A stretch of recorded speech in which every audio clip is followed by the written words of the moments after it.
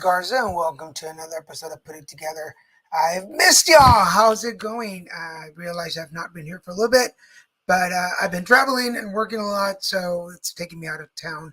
But I'm always happy to be here, and we're going to double down a little bit. We're probably going to go back to 2 shows on Saturdays when we can so that I can bring you more guests and more shows. I want to thank everybody who's watching us on Facebook, LinkedIn, and Twitter. Do us a favor if you don't mind sharing this on your page so that your friends and family can watch along with you. If you're watching us on YouTube, will you do me a favor, scroll down, hit that subscribe button and the notification bell. It'll let you know every time there's a new show on the page. Remember, we got Mondays, you can catch the horoscopes. On Wednesdays, Christian and Daniel. On Fridays, the Cardivo. And on Saturdays, Put It Together. And remember, every once in a while, we sneak in a special show during the week. So if you want to get notified about when that's coming up, just hit that bell and let you know. On today's show, let me bring up his, there we go,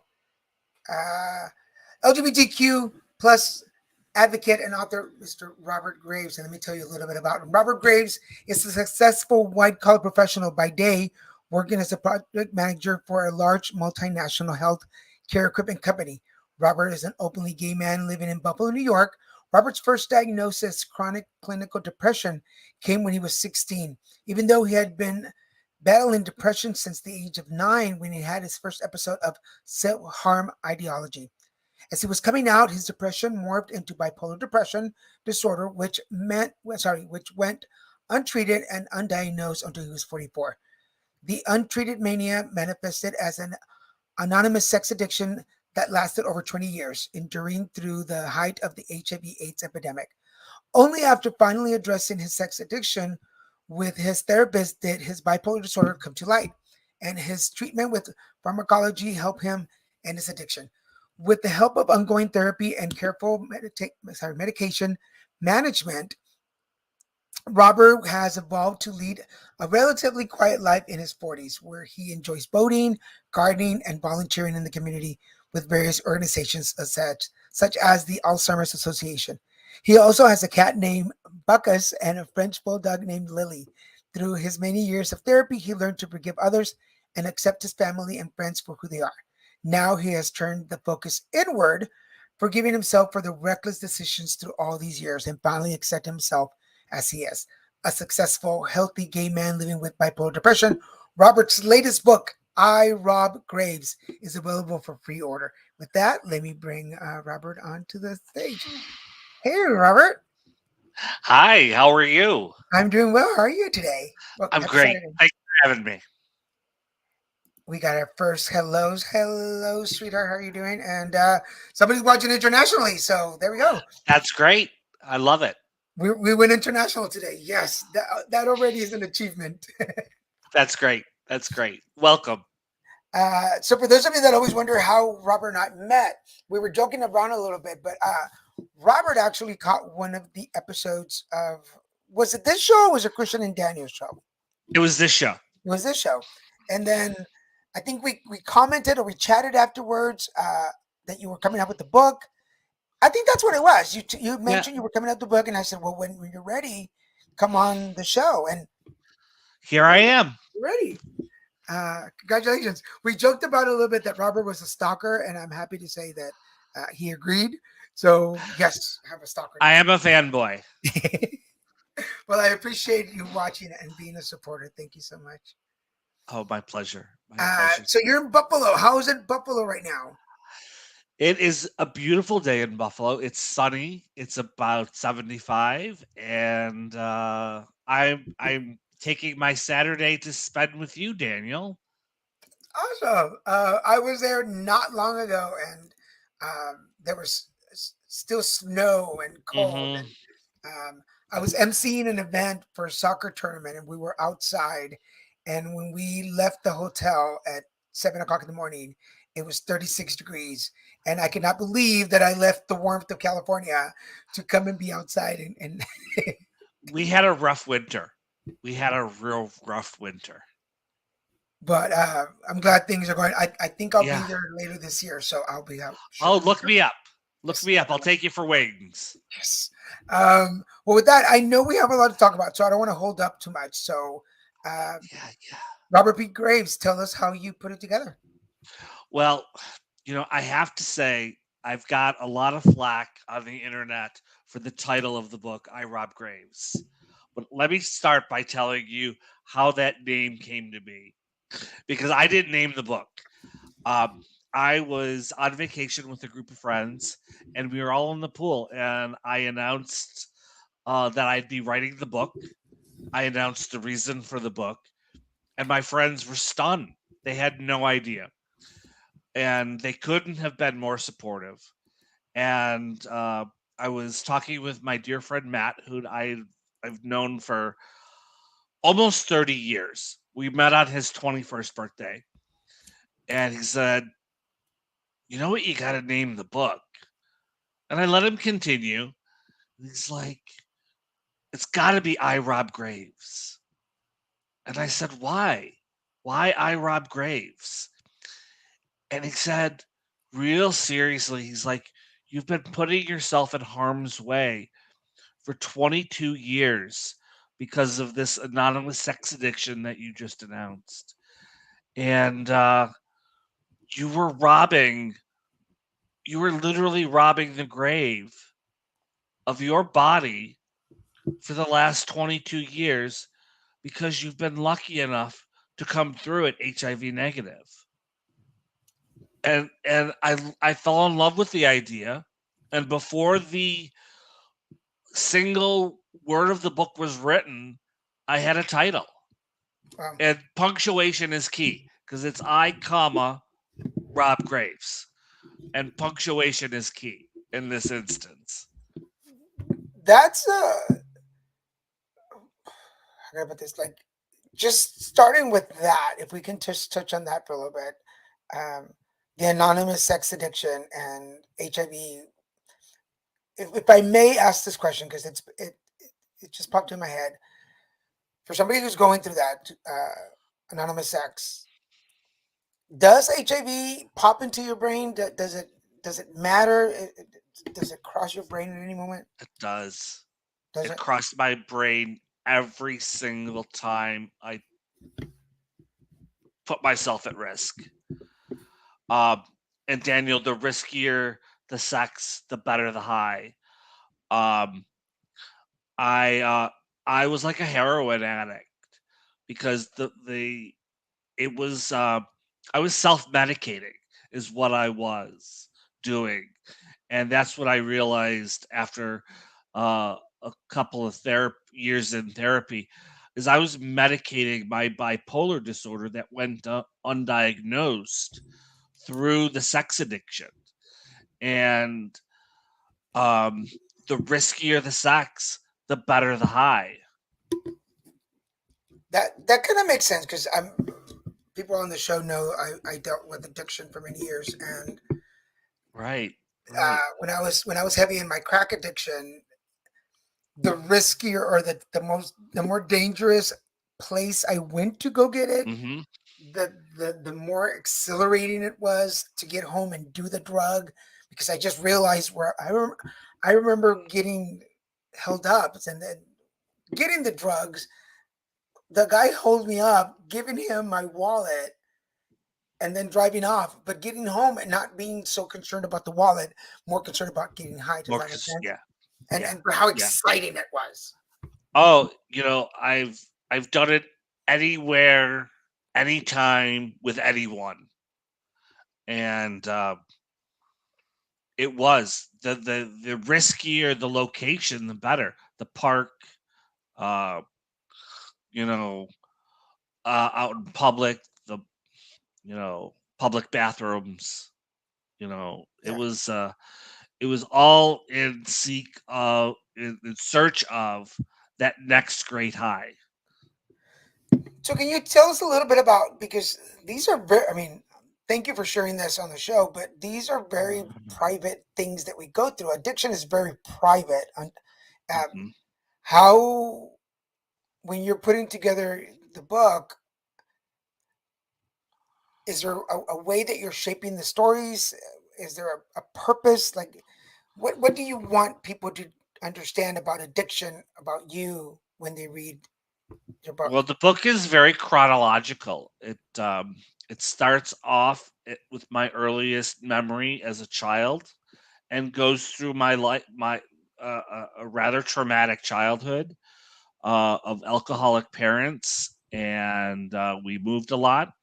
We were very poor for several years, um, and so I want people to get out of it that you can overcome trauma in your childhood. You can overcome addiction.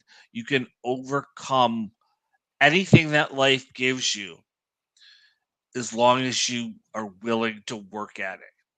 And I had to work through therapy.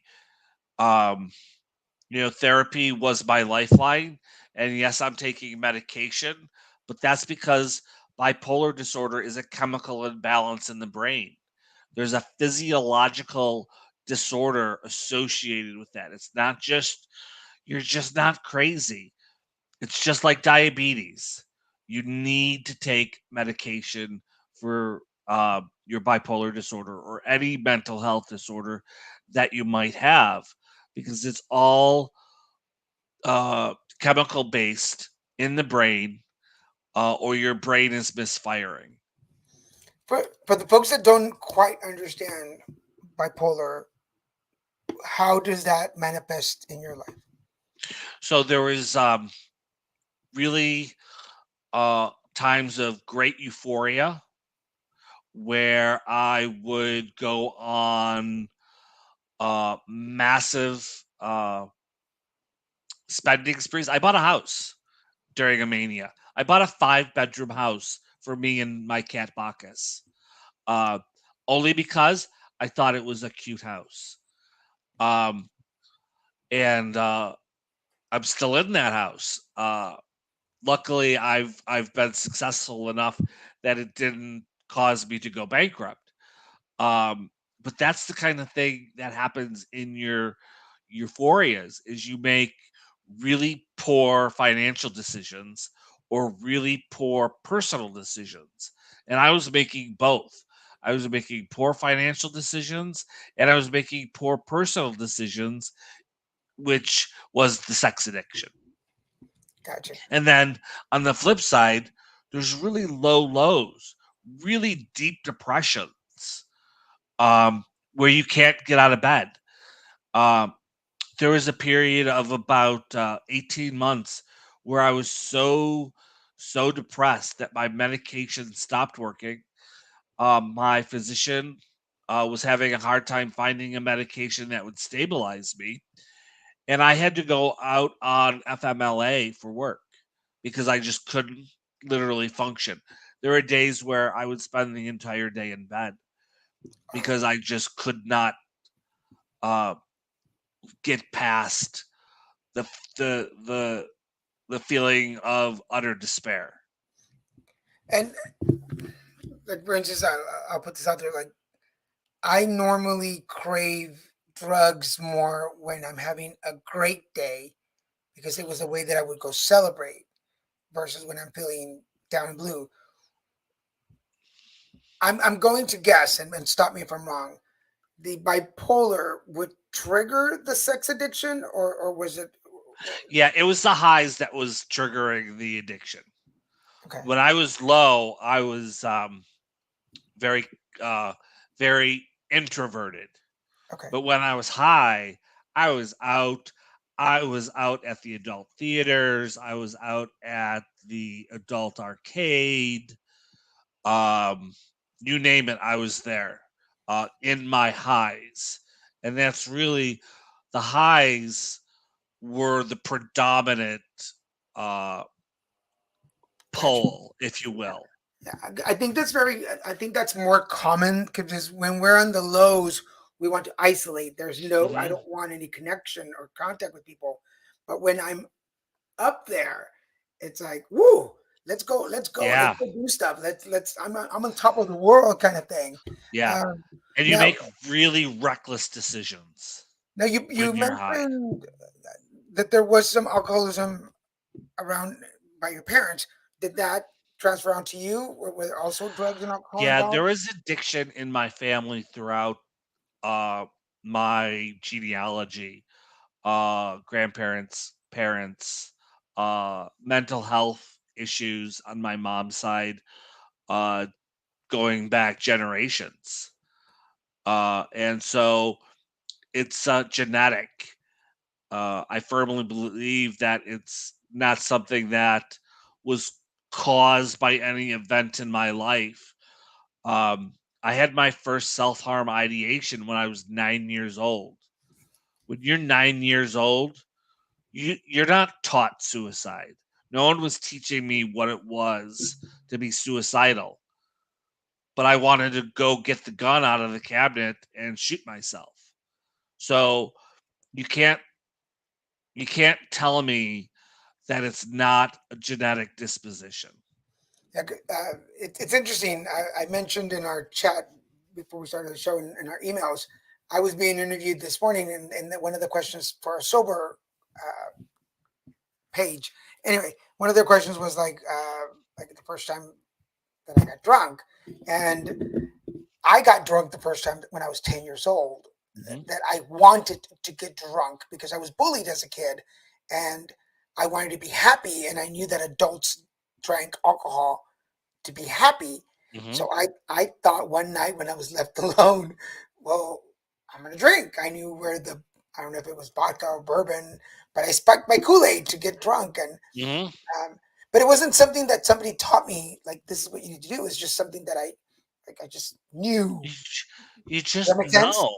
Yeah, you just know it's instinctual. Yeah. If I could be as bold as saying that. Um, my mom certainly didn't teach me how to be a sex addict. Neither did my father. Um, they both drank, and they were very functional alcoholics. Uh, and but they wouldn't wish this on me, and they would certainly never teach me. Oh, here's how you make a Manhattan. Oh, you know yeah here's how you do the things you shouldn't be doing. Right. Um, and I don't know if it's also like generational. Um, that like I'm 51 and my parents were in their 40s when they had me. And it was just like I don't think my parents thought that anything that they were doing would reflect on me somehow. Like they just didn't. I don't think they believed that. But Mhm. I mean, I grew up around cigarettes and drinking, and like it was just normal. I don't know if that makes sense Mhm. or not. Yeah. Yeah. Um. Uh, so moving on, as you're writing the book, because I want people to get a grasp of like how therapeutic writing your story Mhm. out can be. Were there any moments when you're writing something down that you were like, I'm not sure if this really happened this way, but this is the way that I remember it. And did it work out? Yeah. You know what? So when I decided to write the book, it was about 3 years ago, and I was with a group of friends in Puerto Vallarta, and we were at dinner. And long story short, some very offensive things were said about people with mental health issues and about people in poverty. Basically, that poverty was a choice, and that people with mental health issues just need to pull up their bootstraps and get over it. So I was very offended. And that's when I decided that I had a story to tell and I was going to write the book. And I came home from vacation and I confided in my mom because I knew that there is going to be stories about my childhood and stories about mom. I said, "Mom, this book is going to be a tell-all about my life, and it's going to tell stories about you." And she looked at me and she's like, "You tell your story, and if you remember it a certain way, then tell it that way. Don't let anyone tell you any different or any differently. Your memories are your memories, and you own those memories, regardless of if they're 100% accurate. Yeah. So I did. I wrote the book based on my memories. It took 2 years to write the outline, waking up in the middle of the night, having flashbacks, Wow. um, memories. I would journal, and then I did the quintessential author thing. I went off the grid, Oh, and I rented a houseboat. Uh, it was moored off the coast, where my only access to shore was a 14-foot dinghy, and I lived on generator power and solar power for 10 weeks. wow. And I wrote the book in 10 weeks. Wow. And That's living like off the really grid, doing it. and I had my laptop, I had my memories, and I had my outline. And Daniel, there were days I sobbed. I Wow. literally would break down from writing the memory down and putting it on paper, where I would just push the laptop away, put my head down and sob.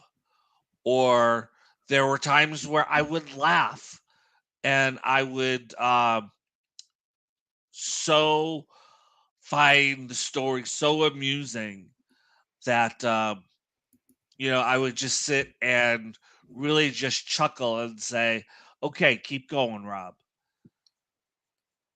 Yeah. And that's how I did it.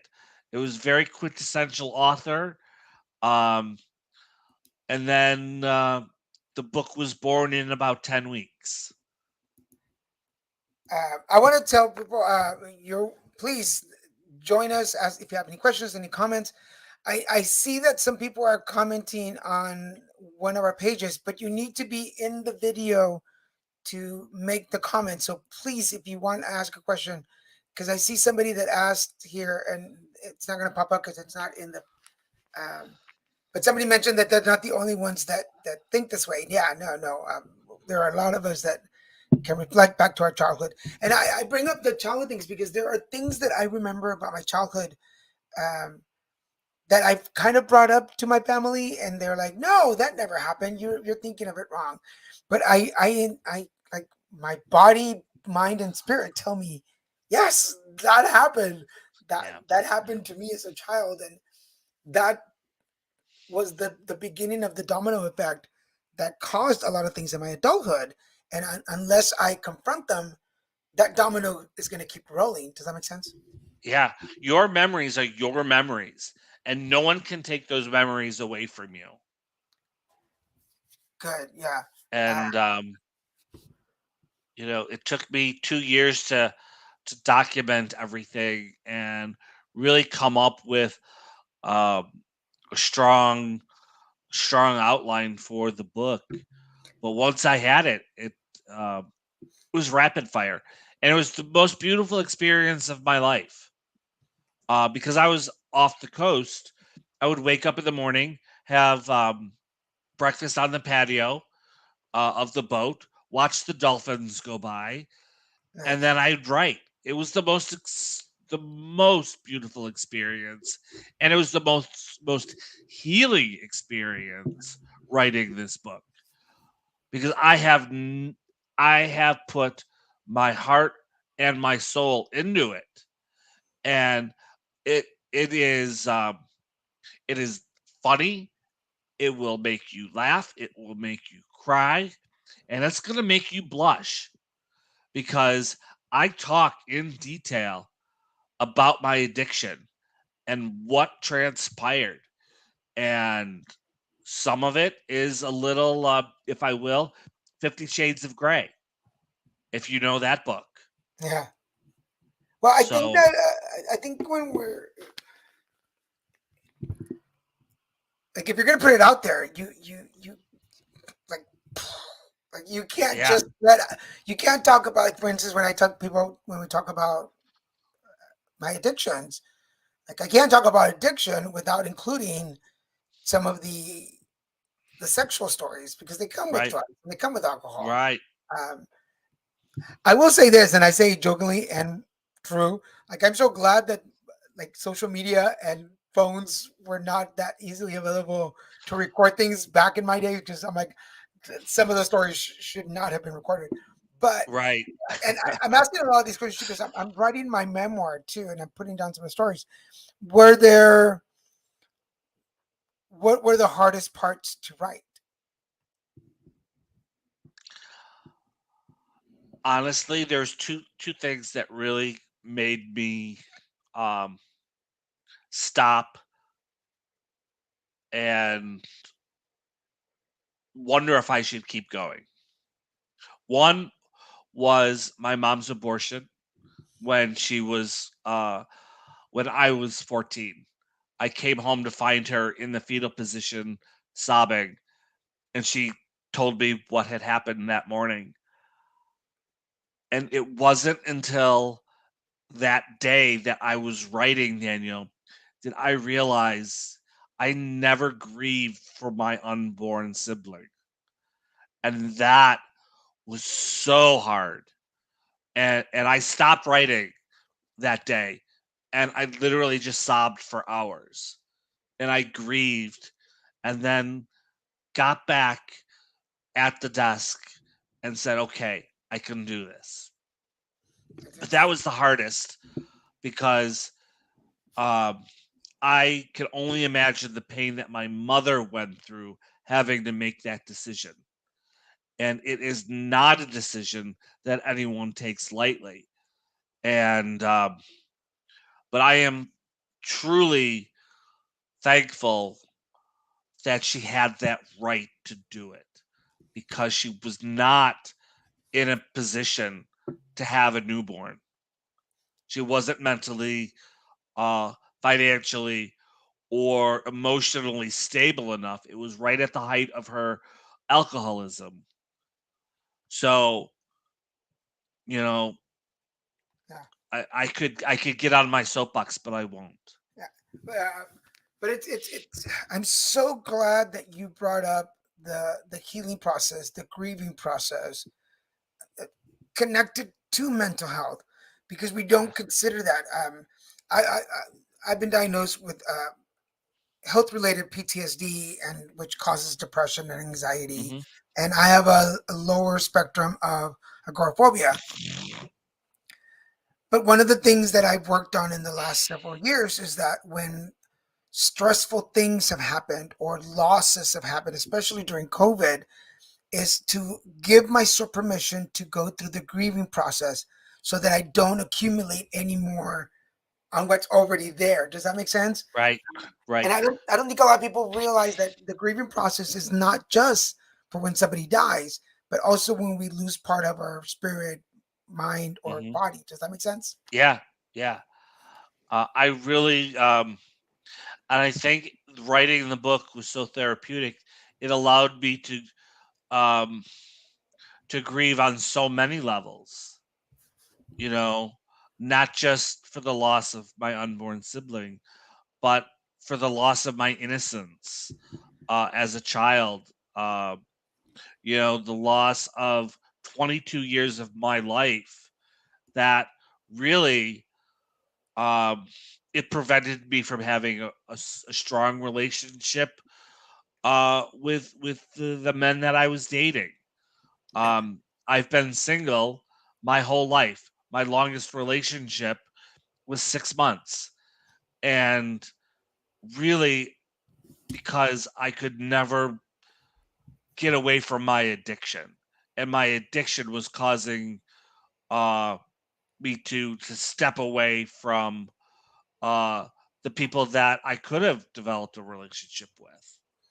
It's interesting how wonderful we are at blocking our own growth Hmm. with people, places, and things around us. And I don't know if this happened to you, but particularly the ones that would benefit me, people who were good for me, places that were good for me, things that were good for me. Those were the first things that I learned to eliminate because I Hmm. was so comfortable in the misery of the darkness Hmm. that I couldn't get out of it. Does that make sense? Yeah, yeah, absolutely. There was. I've lost. There's a chapter in the book about my friend Jim, and I lost his entire friendship because of a bipolar rage, and it's still one of my biggest regrets losing that friendship Wow. because I got drunk and went into a rage. That was the other thing that my bipolar manifested in. When I would drink, I would go into these really bad rages.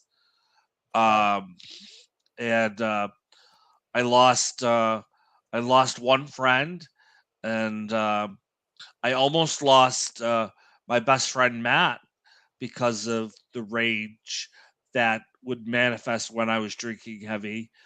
Uh, but luckily, he forgave me, and luckily, you know, uh, clerical errors prevented some of the events of the evening to not or get thrown out of court because I actually struck a friend or an, uh, a person that was formerly a friend with my keys in a drunken rage and cut him with my keys um, after an evening of drinking and went into a rage and he pressed charges and luckily because of a clerical error it got thrown out of court. Oh wow. So otherwise, I'd have a record. I'd have an assault, felony assault, because he had to go to the hospital and uh, because I cut him. Wow. So So many things.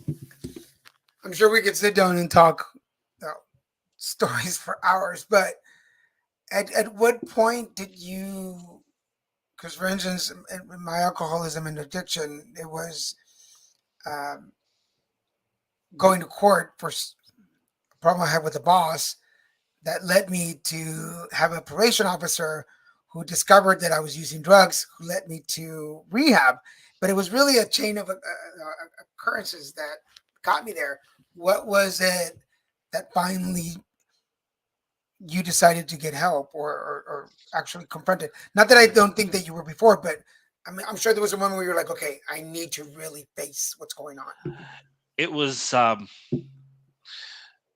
I wanted to. I had the wherewithal and the knowledge that I was putting myself at risk for HIV, and I wanted to go on PrEP, the Truvada, uh, and I went to my doctor and asked him for it, and he wouldn't put me on it. He didn't know enough about it, so he wouldn't prescribe it. And I thought that was horrible. I said to him, I said, "Isn't it your job to know about these things?"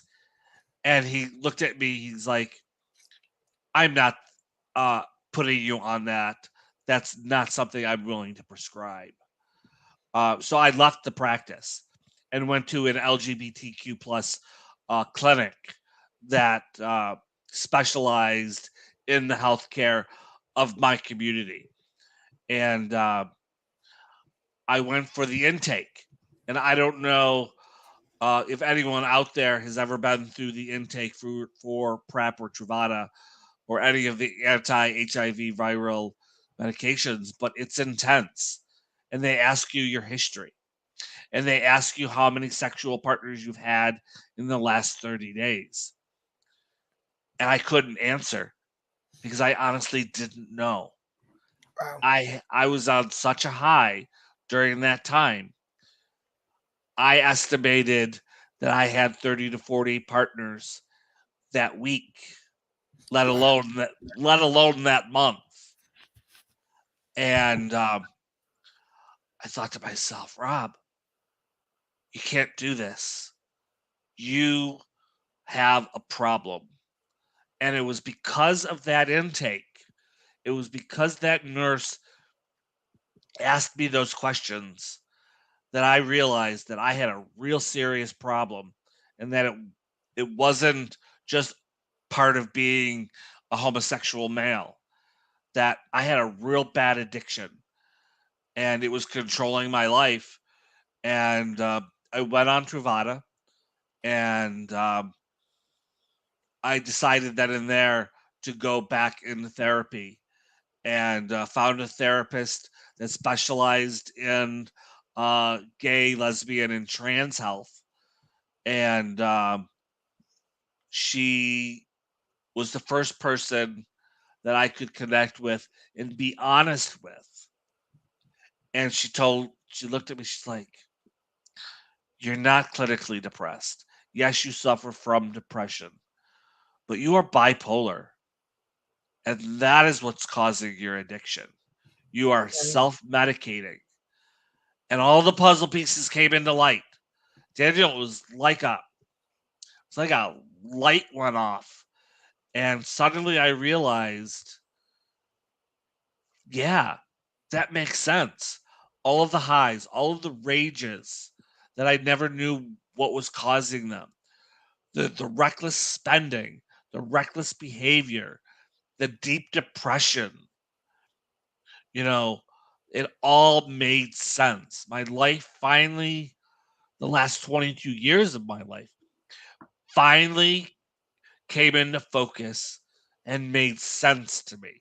yeah, And went on medication. But as you know, medication doesn't treat behavior.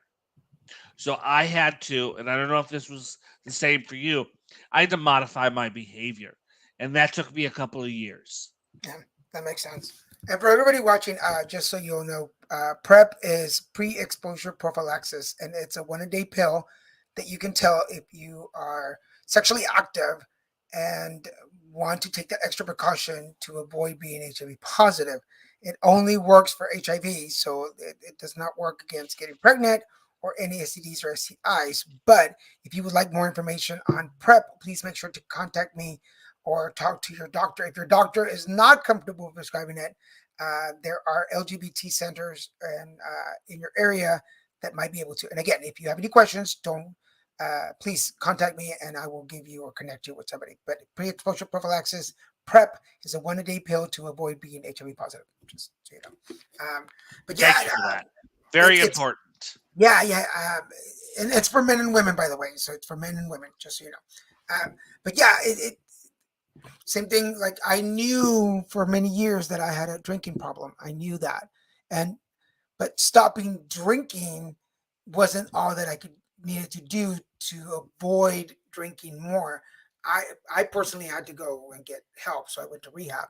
But whatever steps for those of you watching, there are there are multiple ways to let go of an addiction. There are 12-step programs, there is rehabs, there is therapy, meditation, psychiatry. Like there is something for you. So please don't feel limited or that there is only one way to get help. There are multiple ways. And I'm going to put up a hotline number in a minute so that if you believe you have any issues with addictions or mental health, you can reach out and they will help you out. So we'll put that number up in just a minute. What was the most, or what do you feel is one of the most important things that you found out about yourself as you're writing your book?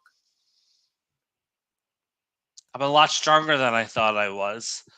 Um, I I just thank God that um, you know, this, what is it, 200-page book about my life saved my life. It truly did. Uh, it I have no, not that I don't have any cares in the world anymore, Daniel, but I have zero. Can I swear? Sure, go for I have no fucks to give. it. All right, I really don't. Uh, you know, it has brought me to a point of, you know what? If you don't love me for who I am, then I don't need you in my life. And my family and my friends, everyone has been nothing but supportive. Uh, they have embraced me. They have embraced my choice to share my story. And we celebrated on Saturday night. I threw a party, and it was my book launch party, and I had 100 people celebrating my achievement of writing this book, and it was so overwhelming.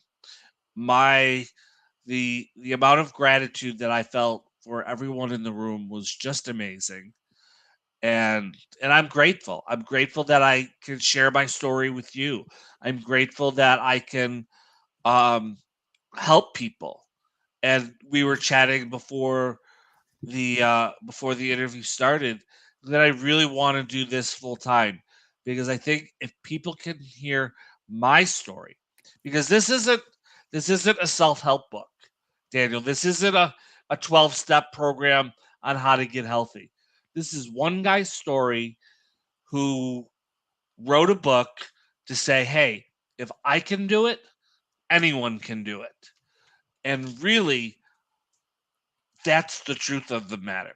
If I can do it, anyone can get help. Whether, like you said, whether it's meditation, whether it's daily yoga, therapy, medication.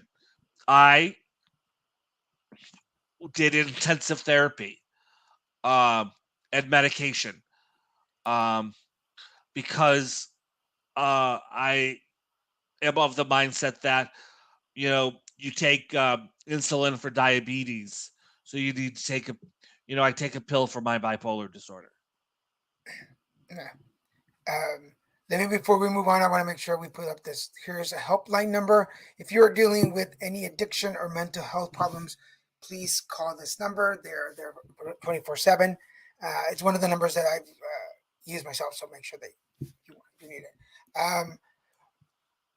We are to that point, Robert, where I like to ask my guests to share some words of wisdom. So, Robert P. Graves, what words of wisdom do you have to share with the audience? Oh, you're putting me on the spot. I love it. No, words of wisdom: be true to yourself, and everything else comes naturally. Just own own your life, and own your faults, and forgive yourself for those faults. Accept your faults because they make you a stronger person. I am such a different person now than I was 3 years ago. Um, it's because I found acceptance and I have found forgiveness in myself and in those around me. That makes sense. I want to make sure I show folks the cover of your book. Here it is. Rob Graves. Um, Check it out. We're going to put up the website in just a second. But um, what is your? We all do it. Like what I feel like once you've discovered or acknowledged that there is some mental health issues, um, like there's a clearer path to get to that center. How do you get yourself out of there? Because we were just talking about people, praying, meditation, whatever. But how does Robert Graves do it? How did I get out of my Yeah, addiction? like on a daily, like on a daily, Oh, on a daily basis. like when your brain Um, wants to go into that cave, and you're like, nope, we're turning that cave into a tunnel. We're not staying in there. yeah. I look at the stack right now. I look at the stack of books that I have that I need to sign and send out to friends, and Cool. that's a reminder that I've come a long way. But before that, I really love yoga. Um, my friend Bonnie is a yogi, and I love going to her classes. So yoga is important, and that's a great way to clear your mind. There's times where I just sit and I don't I don't want to call it meditation, but it is. It's a form of meditation where I just sit in the dark uh, and contemplate my day. I review the day what can I do? What could I have done differently? What could I have done better? And what did I succeed at during that day? And some and I love playing with my French bulldog Lily. Uh, if you notice on the book, there's that little icon. That is Lily. I like to tell this story because it took me. Oh, I self-published, so I had to pay for all of the publishing. I formed my own publishing company, Lilibet Publishing, and this little logo here on the side of the book is Lily giving every publisher and every agent that turned me down the raspberries. I can dig that. It's my own way of saying to every publisher because I got turned down.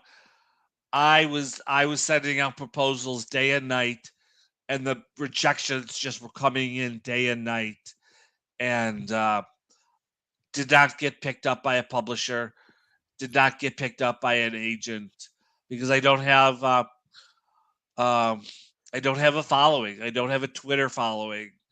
Um, I don't have 10,000 people in uh, my LinkedIn account, and that's unfortunate because I've got. It's a great book. Uh, it's an easy read. You can order it on the website.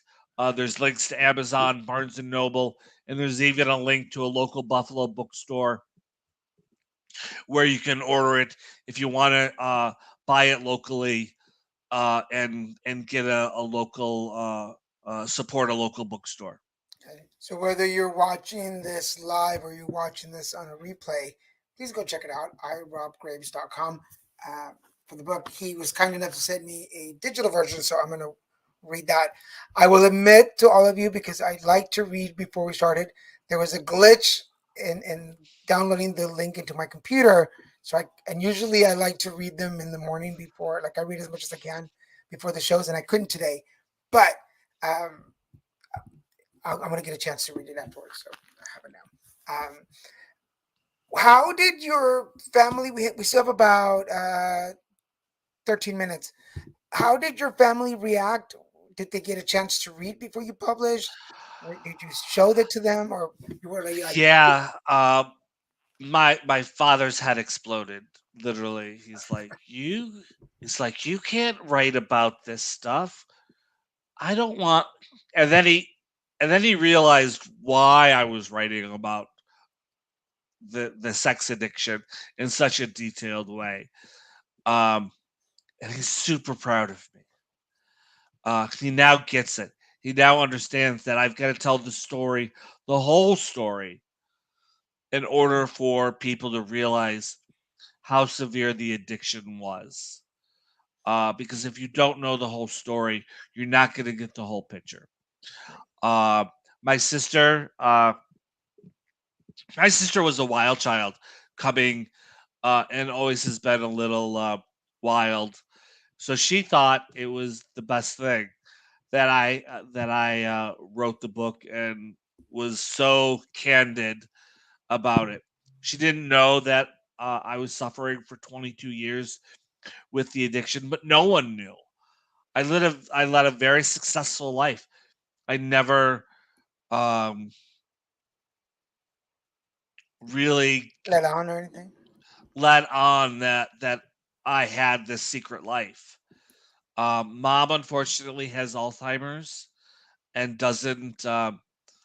She knows I wrote the book, but she's at a stage in her Alzheimer's where she couldn't read it. Gotcha.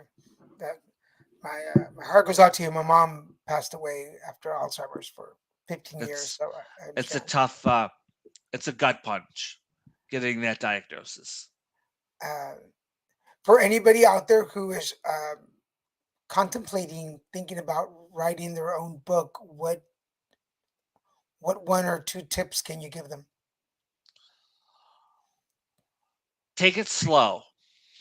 Don't feel like you have to do it overnight. It took me um it took me 2 years to write the outline. and that's 2 years of journaling, 2 years of uh, writing down memories in the middle of the night in my journal, and then putting them all together in chronological order. Um, and be your authentic self. Don't don't um, don't put on false airs. Be yourself, and the beauty of yourself will come through. Gotcha. Uh, there's so many points that I want you to like talk about, but first, coming from the advocacy world, I know a lot of people who are dealing with mental health problems, especially bipolar. Um, for the families, because sometimes I feel like sometimes we forget about the ripple effect Hmm. and how it affects the families. Um, how has it affected your family, and what words of wisdom do you have for the family of people dealing with bipolar depression? There's a lot of guilt associated with it.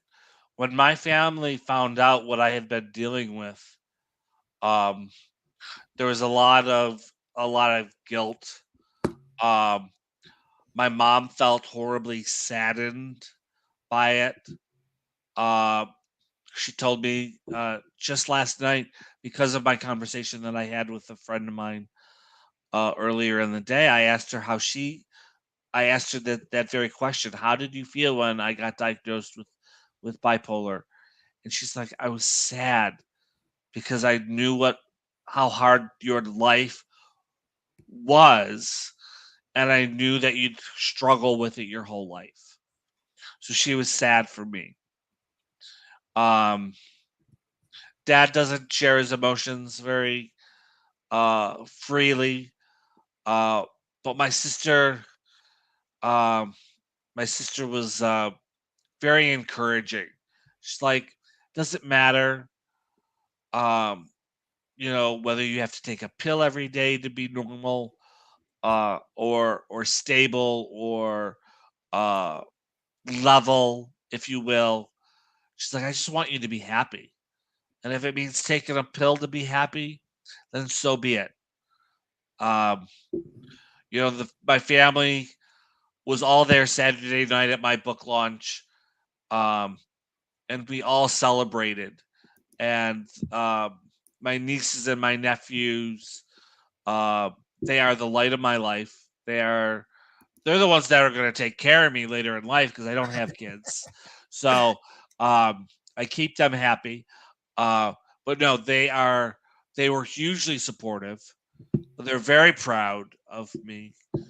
Uh, and because I'd never let them know about my addiction, when I got healthy and came out of my addiction and told them the story, they had no idea. And they felt bad that I couldn't have talked to them about it. Um, but they're very proud of the book.